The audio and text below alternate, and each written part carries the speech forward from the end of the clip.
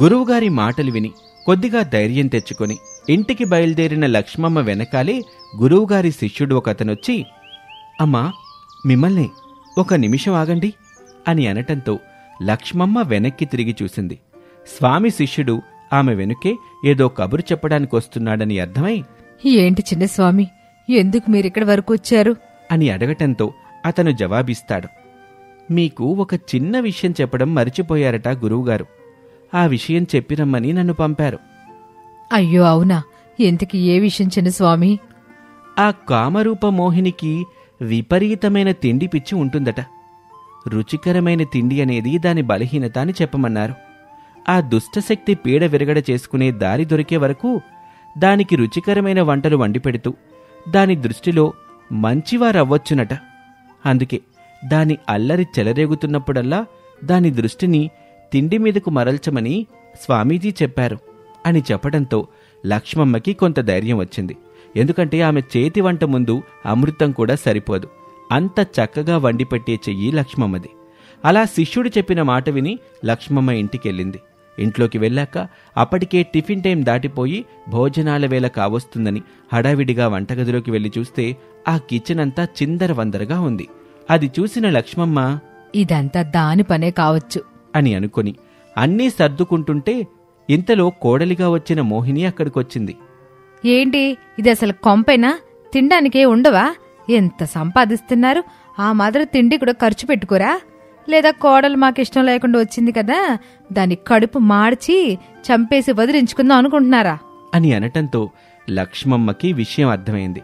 ఉదయం వండిపెట్టిన టిఫిన్ అంతా స్వాహా చేసేసి ఇంకా ఆకలి తీరక ఇలా రుసరుసలాడుతుందని, అందుకే వెంటనే ఇలా బదిలిస్తుంది. అయ్యో, ఎంత మాటన్నావు కోడల పిల్ల, మతిమరుపు దాన్ని వండి పెట్టాననుకున్నాను, అందుకే ఊరకే ఉన్నానమ్మా.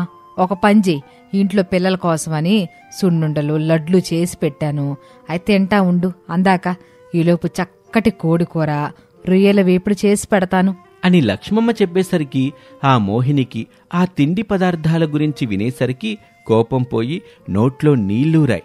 వెంటనే లక్ష్మమ్మతో, నిజమా అత్తయ్య, నాకోసం కోడికూర రొయ్యల వేపుడు చేస్తారా అని ఆశగా అడిగింది. ఆ రియాక్షన్ చూసి లక్ష్మమ్మ తన మనసులో ఇలా అనుకుంటుంది, అత్తయ్య, ఆ గురువుగారు చెప్పారే నీ తిండి పిచ్చ గురించి. ఇన్ని రోజులు నువ్వు మాతో ఆడుకున్నావు కదా, ఇక నీతో నేనెలా ఆడుకుంటానో చూడు. నా కుటుంబాన్ని నాశనం చెయ్యాలని వచ్చావా? చెప్తాని సంగతి అని అనుకుని పైకి మాత్రం ప్రేమ నటిస్తూ ఇలా అంటుంది. మరి కొత్త కోడలవి, నీకు ఆ మాత్రం చేసి పెట్టకపోతే మా ప్రేమలు నీకెట్టా తెలుస్తే చెప్పు. కాకపోతే నువ్వు కాస్త నా పనిలో ఒక చెయ్యి వేసావంటే క్షణాల్లో గుమ్మగుమ్మలాడే ఐటమ్స్ వండి వడ్డిచ్చేస్తాను.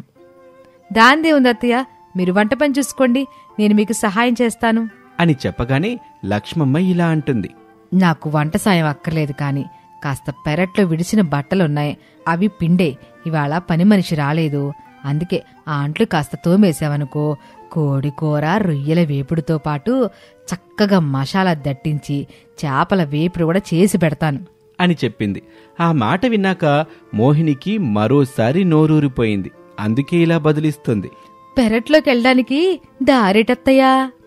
అదుగు అటెళ్ళమ్మా, బయట పని నేను చూసుకుంటా గాని మీరా వంట పనిది చూసుకోండి అని చెప్పి హడావిడిగా బట్టలు అంట్లు తోమటానికి వెళ్ళిపోయింది ఆ మోహిని.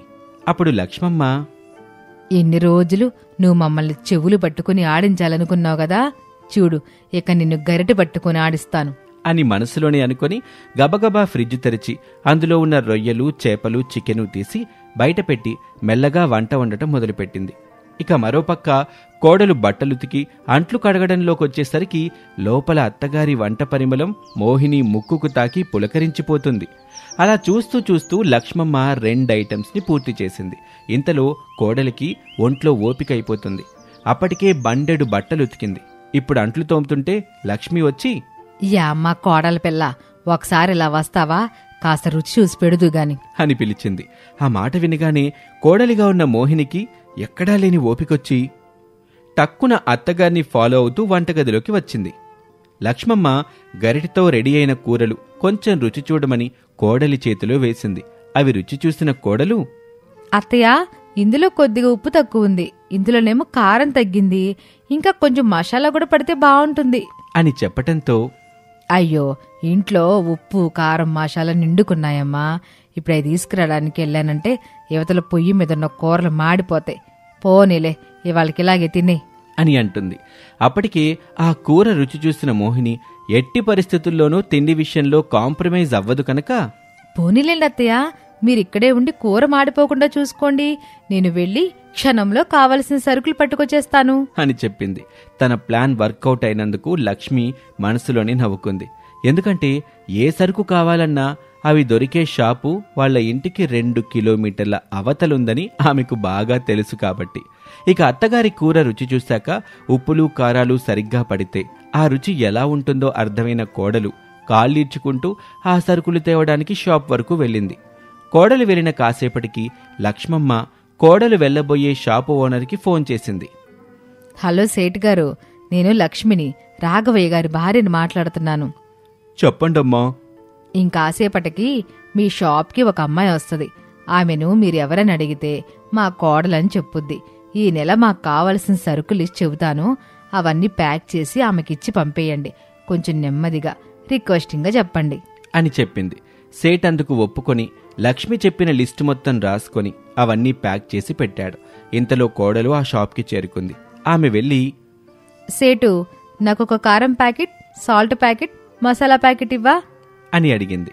అప్పుడా సేటు, ఇస్తానమ్మా. ఇంతకీ నువ్వు ఎవరి తాలూకా? ఊర్లో కొత్తగా కనిపిస్తున్నావు. నేను రాఘవయ్య వాళ్ళ పెద్ద కోడల్ని. ఓహో, నువ్వా పూజా స్టోర్ రాఘవయ్య గారి కోడలువా? భలే టైంకొచ్చావమ్మా. ఈ నెల మీ సరుకులన్నీ కట్టుంచాను, నువ్వు తీసుకెళ్ళిపోమ్మా. షాపులో కుర్రాడు ఊరెళ్ళాడు. సరుకులు ఎలా పంపాలా అనుకుంటున్నానో ఇంతలో నువ్వే వచ్చావు. సరుకులు నేను తీసుకెళ్లాలా? ఎన్ని అని అడగటంతో అక్కడ ప్యాక్ చేసి పెట్టిన సరుకులు చూపించాడు ఆ సేటు. అమ్మో, అన్ని సరుకులే, అవన్నీ మోసేసరికి నా పనైపోతుందే. సరేనమ్మా, మీ ఇష్టం. రేపటి నుండి 3 రోజుల వరకు షాప్ అయితే తెరవను. ఈలోపు మీకేమైనా సరుకులు కావాలంటే ఈ చుట్టుపక్కలైతే ఎక్కడా దొరకవు. ఊరికి కొత్త కదా, నీకు తెలియదనుకుంటా. సర్లే అమ్మా, ఊరుకో. ఈ సరుకులు లేకపోతే ఆ ముసలిది నాకు రుచిగా వండి పెట్టలేదు. అసలే ముసలి దాని చేతి వంట చాలా బాగుంది. పోనీ ఏదోలాగా ఓపిక చేసుకుని పట్టుకెళ్ళిపోతే రోజు చక్కగా కడుపు నిండా రుచిగా వండి పెడుతుంది కదా అని తన మనసులో అనుకుని సేట్తో ఇలా అంటుంది.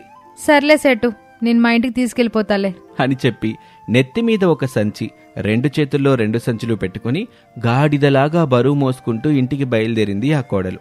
అలా అంత బరువుతో కోడలు ఇంటికి చేరుకున్నాక అత్తగారు ఆ సరుకుల్ని చూసి, అయ్యో, ఇంత బరువు నువ్వెందుకు తెచ్చావమ్మా, తర్వాత తెచ్చుకునేవాళ్లం కదా.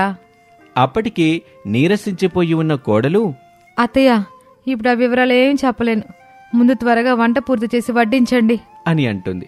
అప్పుడు లక్ష్మమ్మ తన మనసులోనే నవ్వుకొని వంట పని పూర్తి చేసి కోడలికి కోసరి వడ్డిస్తూ ఉంటుంది. కోడలేమో ఆవురావురమని కంచం మీద పడి తింటూ ఉంటుంది. ఇంతలో బయట నుంచి వచ్చిన సురేష్ ఆ దృశ్యం చూసి తన మనసులో ఇలా అనుకుంటాడు.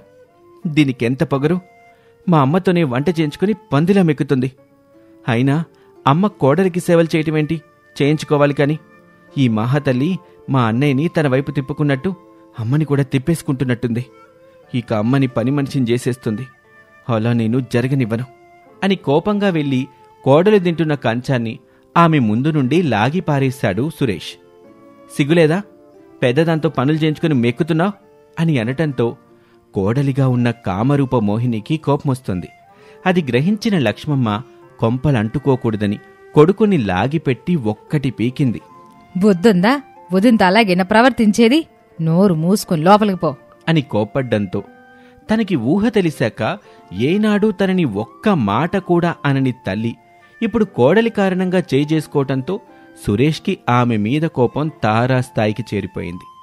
కోడలిగా వచ్చిన కామరూప మోహిని బలహీనత ఏంటో తెలియటంతో ఆమెను ఆటలాడిస్తున్న లక్ష్మి ఆటలు ఎంతకాలం సాగుతాయి?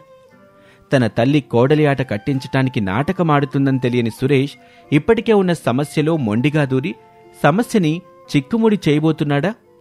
అత్తగారిలో వచ్చిన మార్పు నాటకమని కోడలుగా ఉన్న కామరూపమోహిని గ్రహిస్తుందా? ఒకవేళ గ్రహిస్తే లక్ష్మమ్మ పరిస్థితేంటి? ఇక ఆ తర్వాత ఏం జరగబోతుందో తెలియాలంటే మరో ఎపిసోడ్ వరకు వెయిట్ చేయాలి. ఇది ఇవాల్టి కథ. మరొక ఆసక్తికర కథలో మళ్ళీ కలుద్దాం. అంతవరకు సెలవు. నమస్తే.